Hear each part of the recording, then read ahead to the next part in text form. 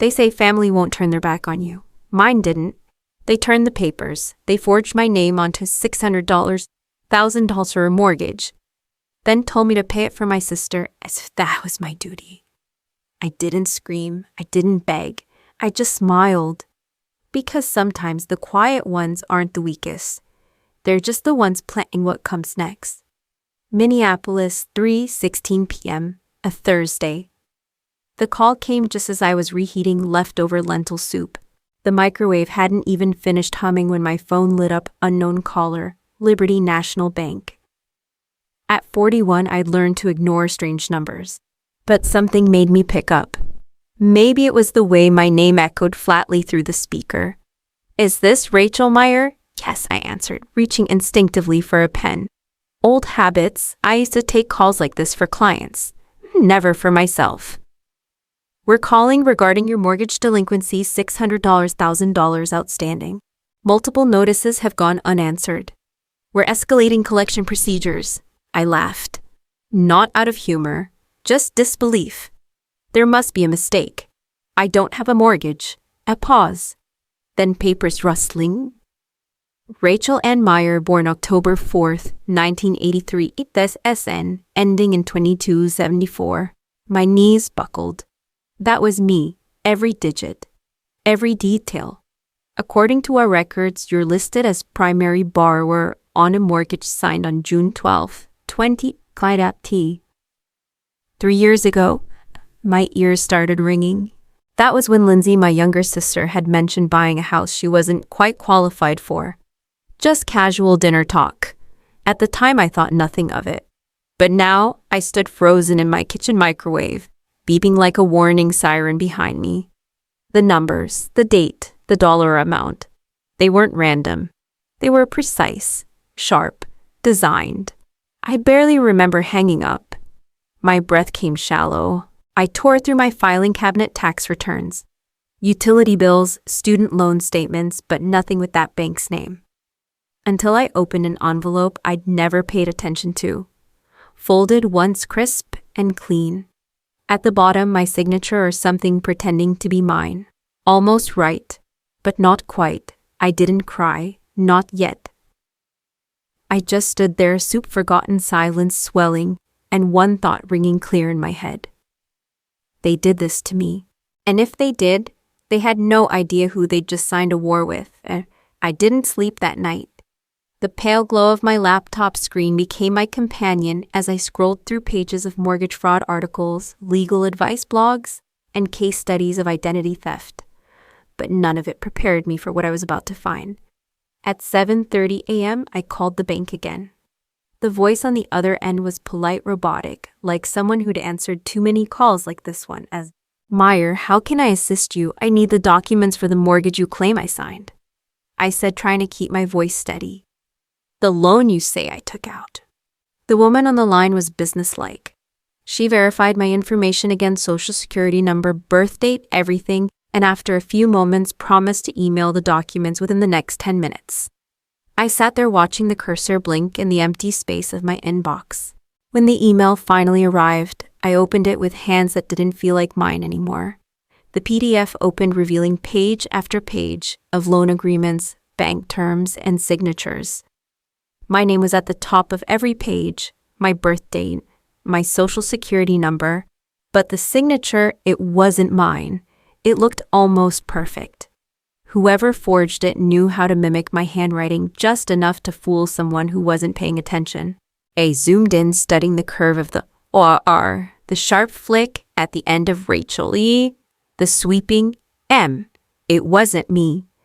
My real signature was shaky, erratic, imperfect. Nothing like this smooth, deliberate reproduction.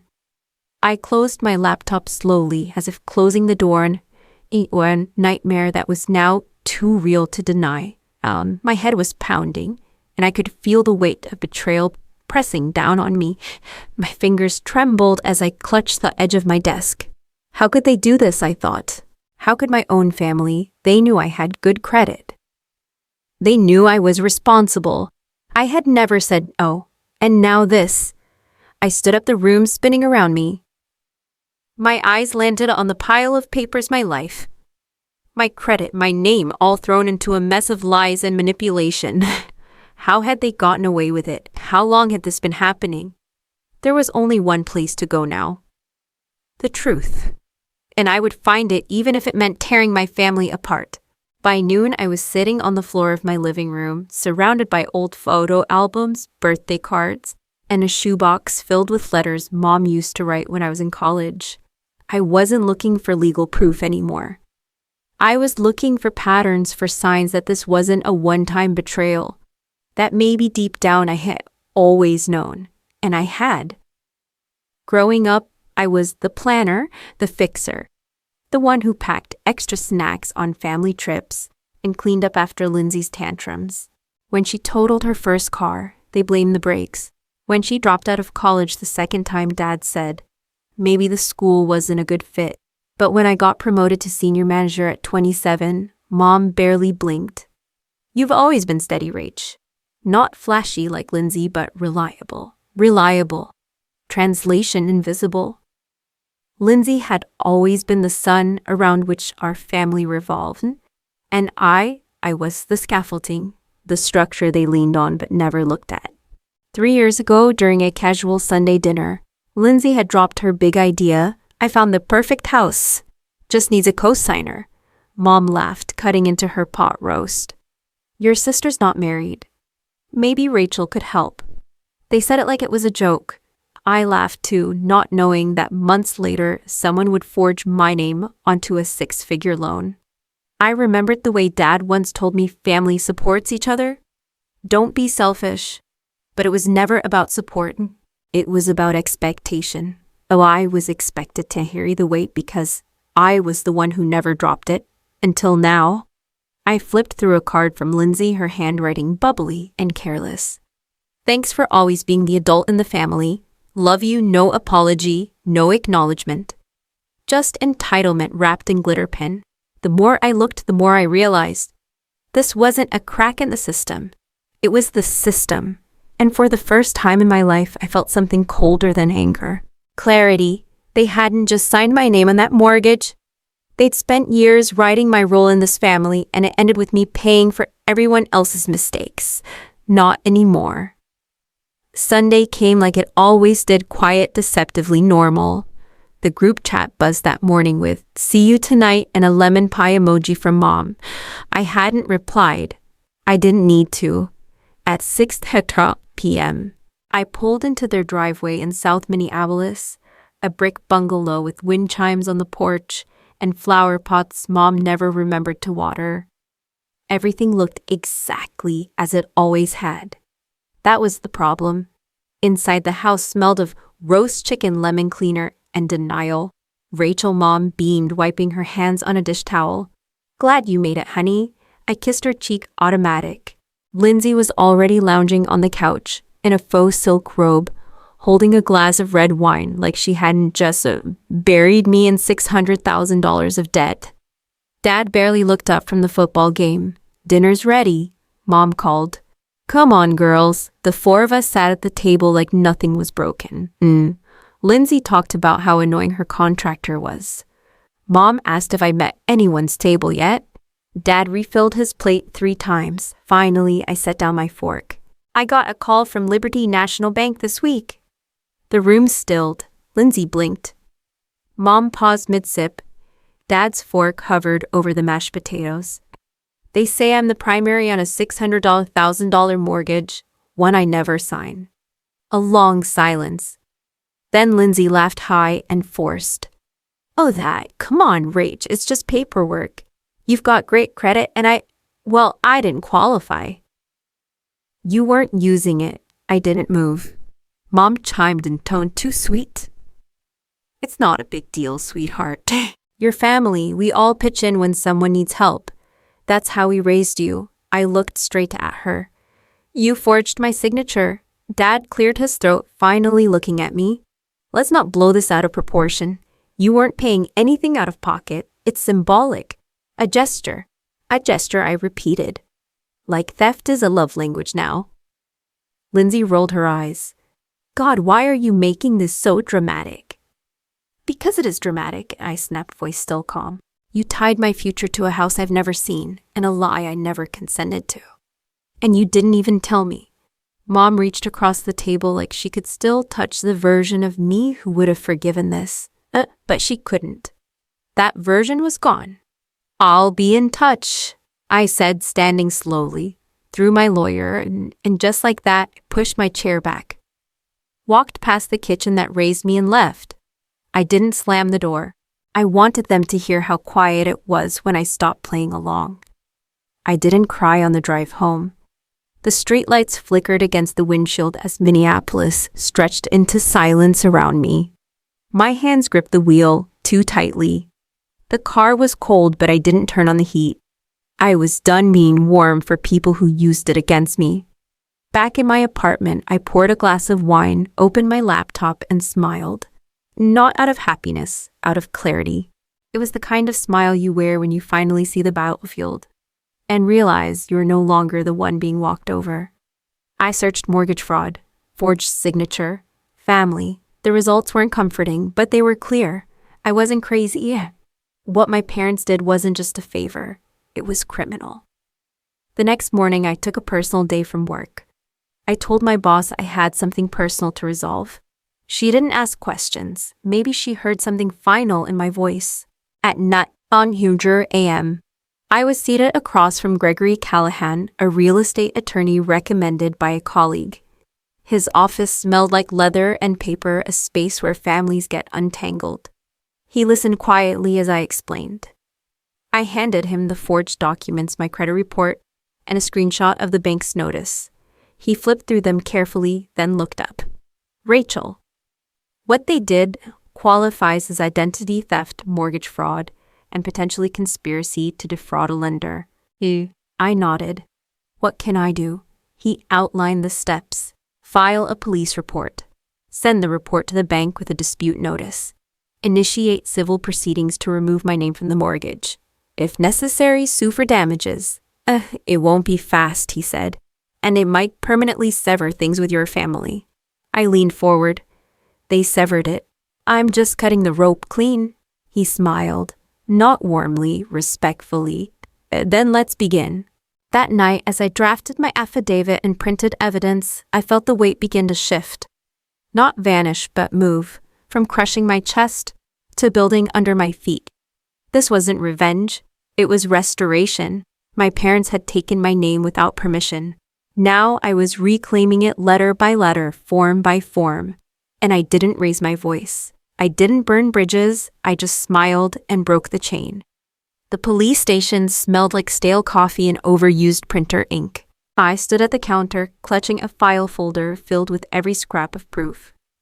Gregory helped me prepare forged signatures, email correspondences, my real signature samples, and the mortgage notice that nearly collapsed my life.